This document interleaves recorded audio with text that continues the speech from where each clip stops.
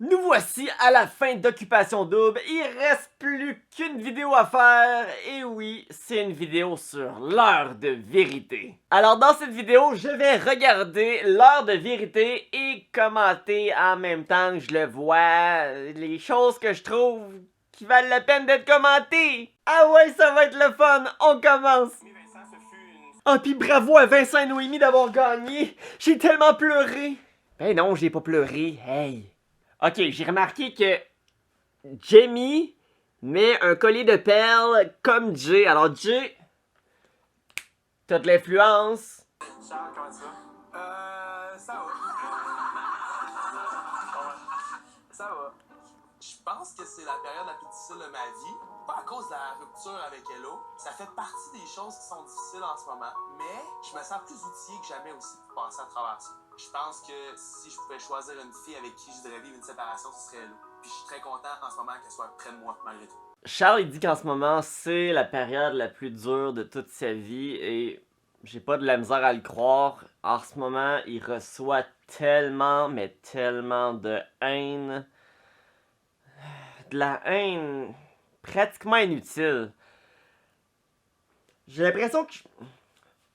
Ce qui est plate, c'est qu'en ce moment, plusieurs personnes dans le Québec bâchent sur Charles et peu importe ce qu'il fait, il va se faire bâcher.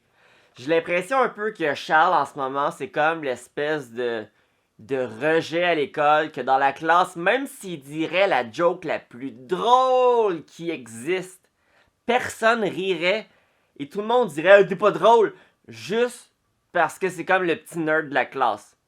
Alors il y a comme un parti pris déjà contre lui.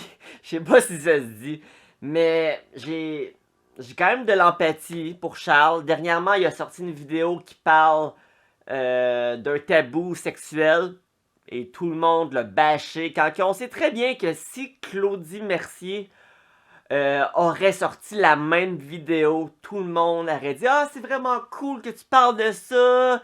Ah, mais là, juste à cause que c'est Charles, tout le monde bâche dessus.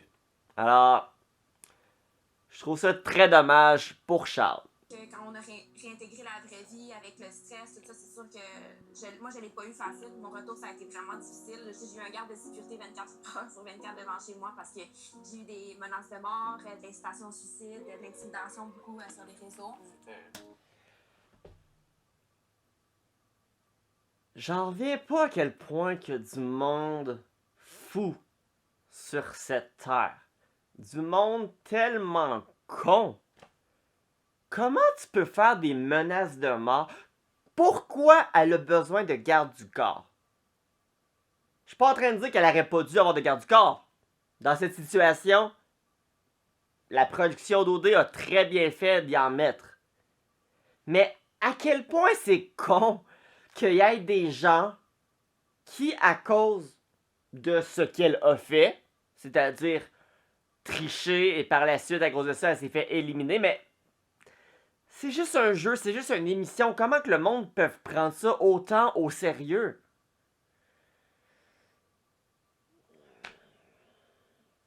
Puis le pire là-dedans, c'est que ce monde-là, là, ben, ils votent. Puis encore pire, là, ce monde-là, ils ont des enfants. Ok, je sais que c'est Julie qui a gagné le coup de cœur cette année, là. Mais honnêtement, moi, je trouve ça vraiment cave qu'elle a gagné le coup de cœur. On s'entend dessus qu'elle a gagné juste à cause de son surplus de poids et que c'est une raison très stupide de gagner, là. Elle s'est faite éliminer d'Occupation Double. Quoi, dans la première semaine? Peut-être la deuxième semaine? Je suis pas certain, j'ai pas écouté le début. Mais comment le coup de cœur peut être une personne qui a été dans genre 5% des émissions? Ah non, c'est vrai, elle est grosse. C'est pour ça qu'elle a un coup de cœur. Quand quelqu'un est choisi à cause de quelque chose qui est perçu négativement par la majorité du monde, ça s'appelle de la pitié. J'aurais préféré qu'il fasse gagner Kevin une deuxième fois. Moi, Nadé, je vais te dire, OK, pour vrai, ça me blesse. Tu rentres dans une aventure où tu connais personne. Puis moi, quand je vois un visage, qu'on a tant d'amis en commun autour de nous, je m'attendais à ce que ce soit naturel qu'on devienne amis. Puis ça m'a blessée, puis je me suis sentie humiliée. Tu comprends? T'as plus de 15 ans, là. Comment tu fais pour que ça t'affecte autant l'opinion d'une autre personne? Une personne que tu ne valorises même pas toi-même. Il me semble que tu vas dans une aventure, il y a une personne là-dedans qui t'aime pas. Ok, c'est plate. Mais de là à pleurer direct de même, là. À quel point t'as pas confiance en toi? Ok, je suis sévère, je suis sans cœur peut-être, mais c'est ça que je pense quand même.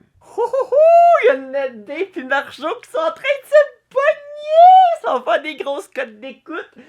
Hey, moi je suis team Nadé. Je pense que ceux qui ont écouté mes vidéos, c'est pas bien dur à savoir.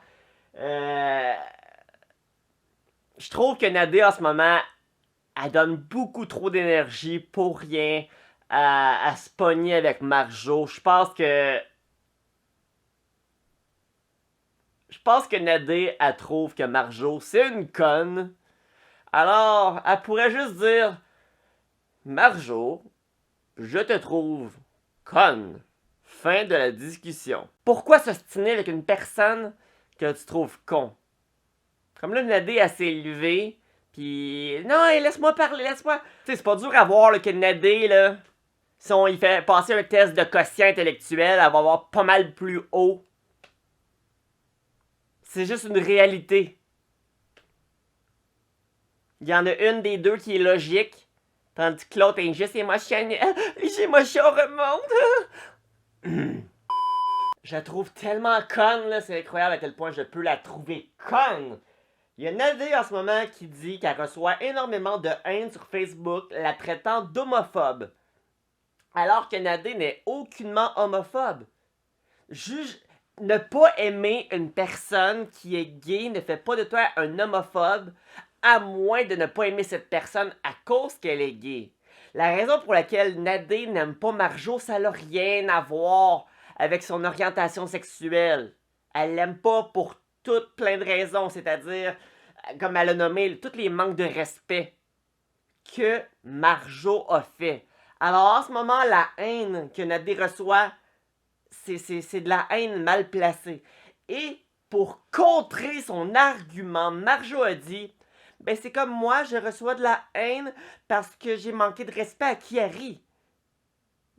Oui, mais t'as manqué de respect à Kiari. Alors cette haine-là, bien que, à mon avis, elle est stupide parce que je vais jamais t'envoyer de la haine sur Facebook, là. Je vais dire mon opinion en vidéo comme que je fais là, mais ça change pas que cette haine-là, au moins c'est pour la raison que la haine dit réellement. En ce moment-là, c'est Juliane et Jordan qui sont en train de s'ostiner. Pas en train de s'ostiner mais de donner leur argument à Kevin et Jamie et Nadé, comme quoi qu'ils sont vraiment déçus du fait qu'ils ont décidé d'éliminer le couple de Jordan et de Juliane. En fait, ils ont décidé d'éliminer Juliane. Et en ce moment, ils ont totalement raison, là. C'est vrai que Jamie a aucunement tenté de sauver Juliane. Et c'est vrai que Nadé, avec le discours qu'elle avait, moi, Jordan c'est mon frère, blablabla, les deux, là, c'est pas normal que vous avez laissé Kevin vous avoir comme ça. Puis Kevin, bien que... Je pense que si ça serait à refaire, il referait peut-être pas la même décision parce que il y a une vie à l'extérieur de OD et je pense que le fait qu'il ait pris cette décision, ça va plus affecter sa vie dans le futur d'OD que d'avoir resté une semaine de plus dans l'aventure. Mais d'un point de vue stratégique, Kevin a totalement bien fait et il a aucunement menti parce que c'est vrai qu'il y aurait plus de chances d'aller avec Cynthia si Juliane n'était pas là. Mais plus de chances veut pas dire beaucoup plus de chances. Peut-être qu'il y avait un petit peu de chance avec Cynthia, puis que quand Juliane n'était pas là, il y avait ça de chance. Ça. Pas un mensonge. T'as une réponse de politicien. Jordan vient de dire « Je sais que Stacy a besoin d'un homme, pas d'une guenille. » Il a totalement raison. C'était vraiment guenille, Jamie. Non, je suis encore en train de pleurer. Bon, ben, je viens de terminer l'épisode de l'heure de la vérité. Il y a eu d'autres choses, mais comme il y a eu, par exemple, là, une chicane entre Vincent Noémie et Charles.